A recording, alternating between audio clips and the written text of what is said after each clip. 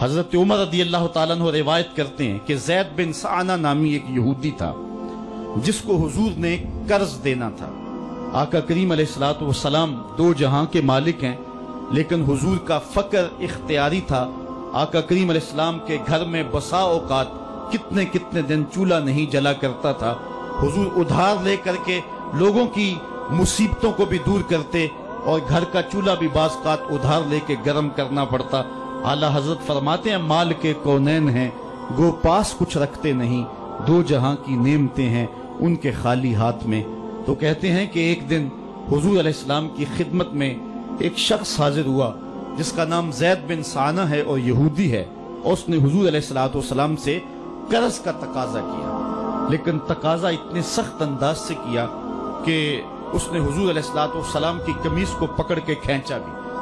تو حضرت عمر رضی اللہ تعالیٰ عنہ نے جب دیکھا تو بڑے گھور کے اس کی جانب دیکھا اور اس کو پیچھے ہٹاتے ہوئے کہا کہ تجھے شرم نہیں آ رہی کہ اللہ کے رسول کے ساتھ کیسے سلوک کر رہا ہے اور میں تیرے سامنے موجود ہوں؟ تو حضرت نبی رحمت صلی اللہ علیہ وسلم نے حضرت عمر کو کہا عمر مجھے تجھ سے اس بات کی توقع نہیں تھی، ذرا غور کیجئے حضور علیہ السلام کی اس سیرت کے انداز کو۔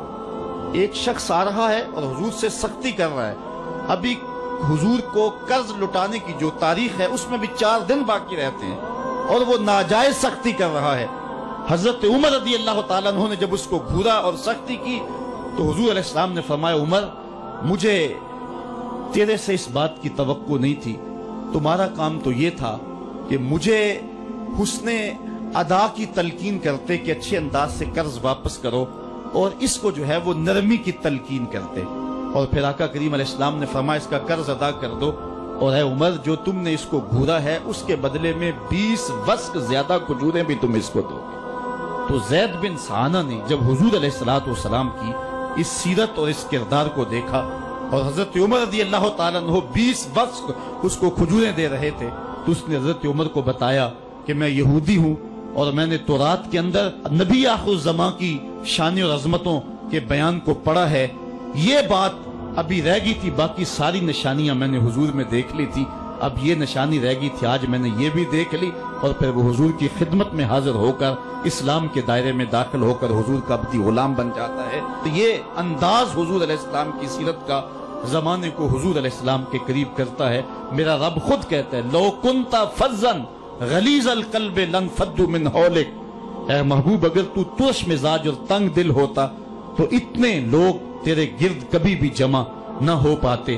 کچھ ان کے خلق نے کچھ ان کے کردار نے کر لی، مسخر ساری دنیا شہ ابرار نے کر لی۔ حضور علیہ السلام کے پیار نے زمانے کو اس قدر قریب کر دیا کہ وہ حضور علیہ السلام پہ جانے قربان کرنے کے لیے ہمہ وقت مستعد اور فعال رہتے تھے۔ جتنا پیار انہوں نے حضور سے کیا ہے کائنات میں اس کی دوسری کوئی مثال نہیں ملتی ہے۔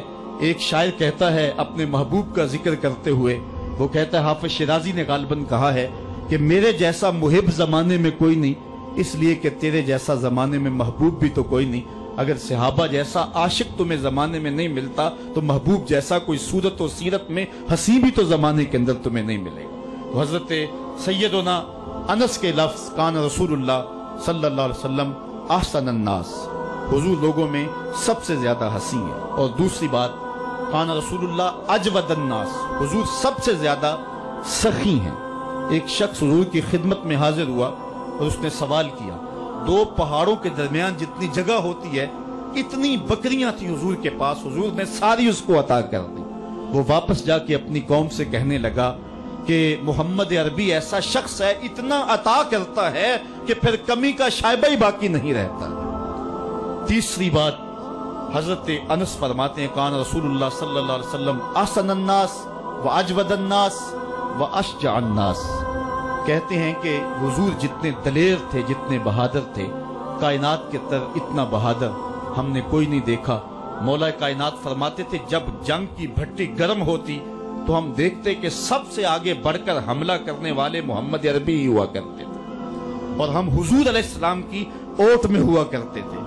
آقا کریم علیہ السلام نے اپنی زندگی میں اپنی تلوار سے اور اپنے نیزے سے جو ہے وہ کسی کو قتل نہیں کیا ہے، صرف ابی بن خلف وہ بد نصیب شخص تھا جس نے کہا تھا کہ میں نے گھوڑا رکھا ہے جس کو 16 رتن مکئی کے دانے روز ڈالتا ہوں اور اس گھوڑے کے اوپر سوار ہو کے میں آؤں گا اور اے محمد معاذ اللہ آپ کو شہید کر دوں گا. تو حضور علیہ السلام نے فرمایا اللہ نے چاہا تو میں تجھے قتل کروں گا. اور پھر غزوہ احد کے موقع پہ جب وہ آیا کہنے لگا کہ میرا راستہ چھوڑ دو، اور پھر وہ گھوڑا لے کر کے آگے بڑھا. صحابہ آگے بڑھنے لگے تو حضور نے فرمایا پیچھے ہٹ جاؤ.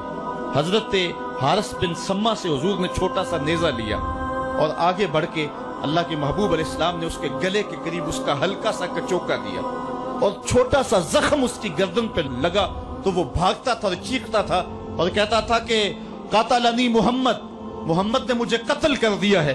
لشکر والوں نے کہا ابی بن خلف عجیب بات ہے، ایک چھوٹا سا زخم ہے اور تو اتنا شور ڈال رہا ہے. اس نے کہا تم نہیں جانتے ہو کہ مجھے کتنی اس کی تکلیف ہو رہی ہے. اگر میری اس تکلیف کو پورے لشکر میں بانٹ دیا جائے تو سارا لشکر مر جائے. جو تکلیف مجھے محمد کی اس ضرب سے پہنچی ہے. اس نے کہا مجھے محمد نے کہا تھا کہ تجھے میں قتل کروں گا، اس نے تو پھر مجھے نیزہ مارا ہے. مجھے یقین ہے کہ اگر وہ میری جانب غصے سے تھوک بھی دیتا میں پھر بھی نہ بچ سکتا. تو یہ حضور علیہ السلام کی جو ہے وہ دلیری اور بہادری کے قصے ہیں کہ آقا کریم علیہ السلام کی ضرب کو کون برداشت کرے. ایک معمولی خراش برداشت نہ کر سکا اور نارے جہنم میں جہنم کا وہ کتا جا پہنچا. تو آقا کریم علیہ السلام کی سیرت کے اس عنوان کو حضرت انس نے کتنے خوبصورت انداز میں بیان کیا. کان رسول اللہ صلی اللہ علیہ وسلم احسن الناس و اجود الناس و اشجع الناس. لوگوں میں سب سے دلیر بھی حضور، سب سے سخی بھی حضور اور سب سے صورت و سیرت میں حسین بھی حضور. حضرت نبی رحمت صلی اللہ علیہ وسلم غزوہ حنین کے موقع پہ آپ دیکھیں سفید خچر کے اوپر سوار ہیں اور ایک پہاڑی درے میں کافر گھات لگائے بیٹھے تھے. جب اچانک انہوں نے تیر اندازی کی تو لشکر اسلام میں بھگدڑ مچ گئی. اس وقت حضور تھے جو خچر کو آگے بڑھا رہے تھے. حضرت عباس رضی اللہ تعالیٰ عنہ رکاب تھامے تھے اور آقا کریم کہہ رہے تھے انا نبی لا کذب انا ابن عبد المطلب، میں نبی ہوں اس میں کوئی جھوٹ نہیں، میں عبد المطلب کا بیٹا ہوں. تو حضور علیہ السلام کا یہ انداز کہ جب میدان کے اندر بھگدڑ مچی ہے تو سب سے آگے بڑھ کر کے کفار پر حملہ کرنے والے سفید خچر کے اوپر مصطفیٰ ہیں. علماء نے حضور کی بہادری کے اس قصے کو بیان کرتے ہوئے فرمایا جنگوں میں خچر کا سفید ہونا، ایک تو خچر کا ہونا بہادری پہ دلیل ہے اس لیے کہ گھوڑے رکھے جاتے ہیں کہ بھاگنا آسان ہو، اور دوسرا مٹیالے رنگ کے جو ہیں وہ جانوروں کی سواری کی جاتی ہے. یہ فوج کی وردی کا رنگ مٹیالہ، اس کی حکمت بھی یہ ہے. لیکن آقا کریم علیہ السلام سفید خچر پہ جو ہے وہ سوار تھے.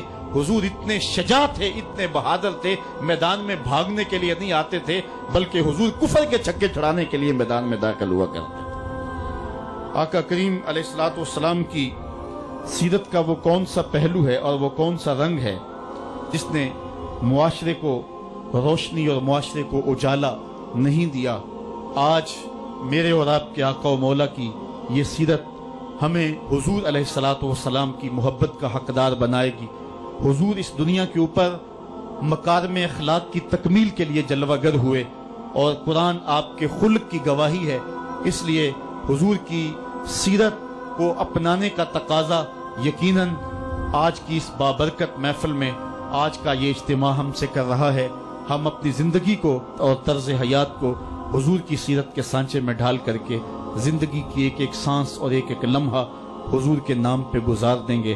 اور آقا کریم علیہ السلام نے جس انداز سے اپنا خوبصورت زمانہ اور حیات ظاہری کا وقت گزارا اور ہمارے لیے روشنی چھوڑی، وہ قیامت تک آنے والی نسلوں کے لیے ایک اجالا ہے. امت مسلمہ بھانج نہیں ہے کہ اس کو عبادات کا طریقہ کسی اور جگہ سے لینا پڑے اور حسن اخلاق کسی اور جگہ سے لینا پڑے، اس کو قوانین کسی اور جگہ سے لینے پڑیں اور ان کو جو ہے وہ اپنی عائلی زندگی کا نظام کسی اور جگہ سے لینا پڑے. ہماری زندگی کے سارے نمونے مصطفیٰ کریم کی ذات میں موجود ہیں.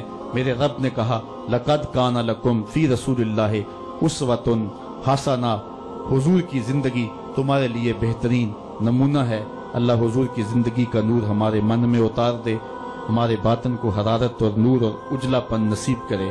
کار ما آخر شدو آخر ز ما کار نشد، مشت خاک ما غبارے کوچہ یار نشد. و آخر دعوانا ان الحمدللہ رب العالمین.